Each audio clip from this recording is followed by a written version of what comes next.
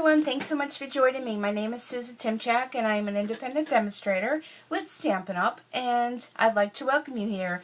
I am sharing another fun technique for our A to Z technique book, and today we are going to be doing some kissing.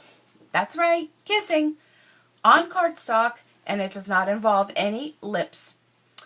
Well, just maybe some stamps, ink, and paper. So it'll be involving sips, not lips. So here is our little card that we're going to do. Isn't that fun? And here is the technique card for the kissing technique. So what you want to do is you want to ink a color. Of course you're going to ink a color. To pattern stamp, then using a solid stamp image, press the clean stamp onto the inked pattern stamp. Press to paper to reveal the kissed image.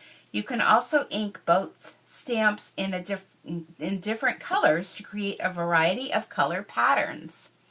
So let's give this a try. I think you're going to like it. So the stamp sets that I'm using today are Colorful Seasons, which one of my favorites. I've used this before in the past many times on many videos. And our Buffalo Check, which is a carryover item from the holiday catalog. And this is a huge background stamp, and this is the size of the stamp. Here it is right here. It's the size of a full front sheet of cardstock, which is really fun. So Colorful Seasons, we're going to use this maple leaf right here. I thought that that would be good. I did try another.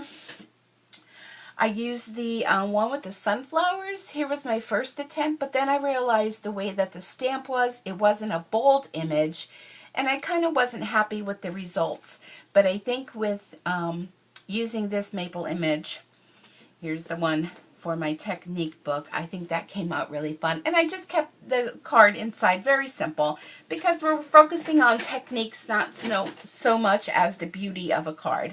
So we're going to take our piece of Whisper White cardstock, and you can use any cardstock. This is just what I'm working with.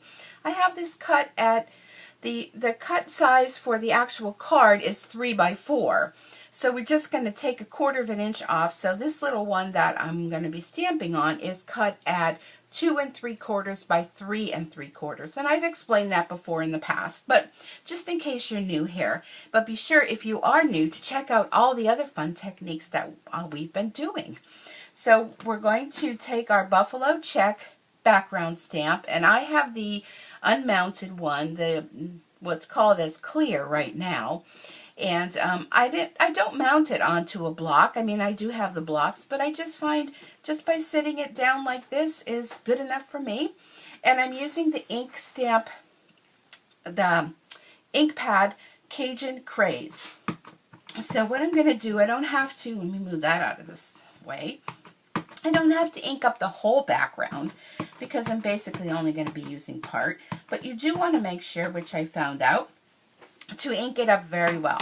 Okay, so now we're going to take our bold image, and make sure you're going to use a bold image, which when you look at your stamp sets, it's a stamp image like this, where it doesn't have any type of pattern in it, because that's where it went wrong before.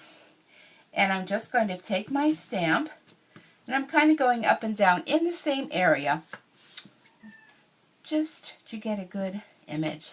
And press this down, and normally you would want to use a, which let me pick this up and we'll use it for the second one. You want to use something underneath when you're using photopolymer, but look at how fun that is. I'm going to quickly go into my Stampin' Chamois, Simply Chamois, and just kind of get the color off. And I'm going to do this again because I want 2 leaves. And let's see, let's go here with that. Let's see what kind of results we get using the little pad underneath. Oh, much better results. So you know what? Let's do this. Let's flip this over. Because I don't know if you're aware of this, but Stampin' Up! Provides 2 sides of the paper for you.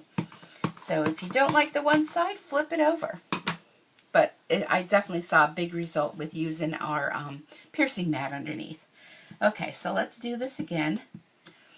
All right, put my one. Now hold it down for a second or two for the ink to transfer. Oh, yes, yes, yes, yes. Much nicer.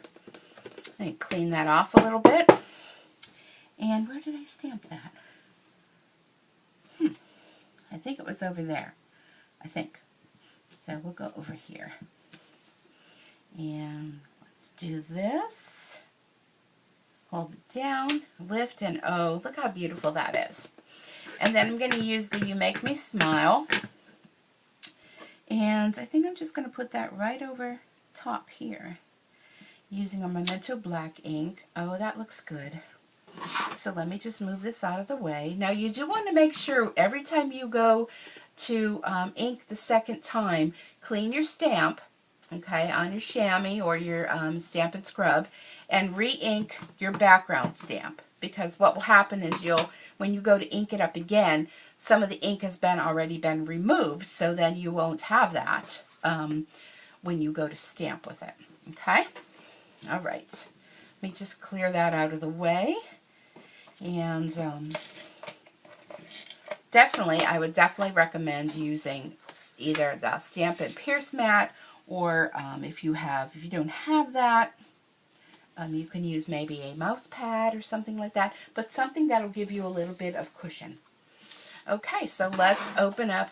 I'm really going to move all that out. Let's open up our technique book and add this to it, the kissing technique, and I hope you give this a try and see how it works for you. I still have to type up the one for the tin, the foam tin, and there we go. There is our kissing technique. Really fun, something fun to give a try and see what stamps you have that you can incorporate them, and get your stamps together and give them all a little kiss. All right, everyone, thank you so much for joining me, and I hope to see you back here again real soon. Bye for now.